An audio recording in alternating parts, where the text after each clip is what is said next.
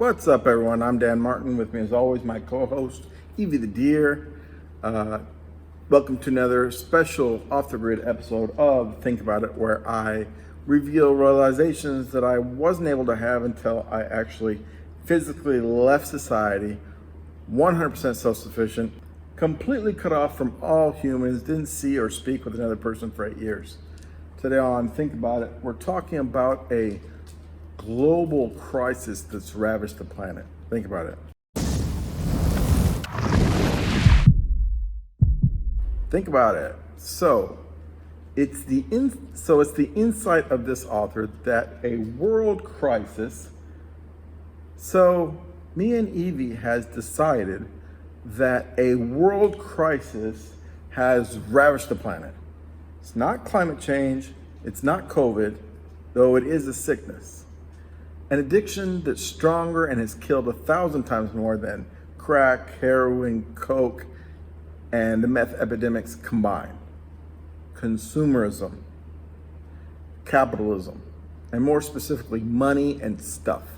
The pursuit of and possession of money and things is responsible for basically all wars, along with the countless lives taken during them. Not religion, not revolution, selfishness, greed. Even today, and far off into the future, countries will still be at war, killing more and more of our young people for this same exact reason.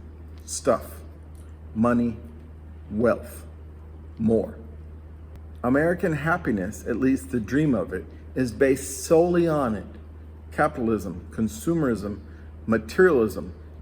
There's no such thing as enough money to you. If I gave you $1 million, then offered you 10 million, you'd want it. If I then offered you 1 billion, you'd want that too. If I offered you 10 billion, of course, you'd want it.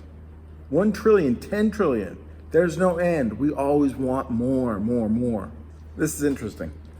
In 1934, because these capitalistic entities wanted more, DuPont, U.S. Steel, Heinz, Standard Oil, the American Legion, Singer Sewing Machine Company, GM, Chase Bank, JP Morgan, the United States Rubber Company, which is now BF Goodrich, Goodyear, all approached this guy named Smedley Butler, if I pronounce that right. Youngest major general in the U.S. history at the time. At the time of his death, the most decorated Marine in United States history. Received 16 medals, 5 of which were for heroism. He was one of 19 people to twice receive the Medal of Honor, to lead a military coup to overthrow Franklin D. Roosevelt, to install a fascist regime just like Nazi Germany and Mussolini, also known as corporatism, or the management of sectors of the economy via government or privately controlled organizations, corporations. It failed, but not out of want. As much as I hate capitalism, it is the natural tendency of human evolution. It's a horrible system that contains horrible flaws, so it fits well with a race of horrible, flawed people. One that only thinks about me. I want this, I want that, more.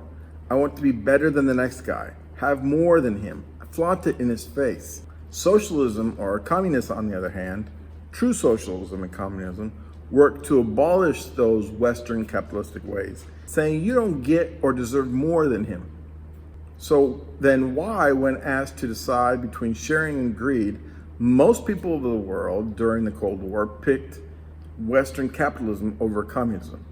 Because again, we're just a horrible, flawed people that only care about owning as much as we can, no matter the repercussions, no matter how it causes the suffering of other people in other countries. And it probably didn't help that the communism offered up during that time wasn't really true communism. So yeah, think about it. Again, as always, do not believe anything you're told. Think for yourself and question everything. Help me stop sentient enslavement by hitting the like and subscription buttons below.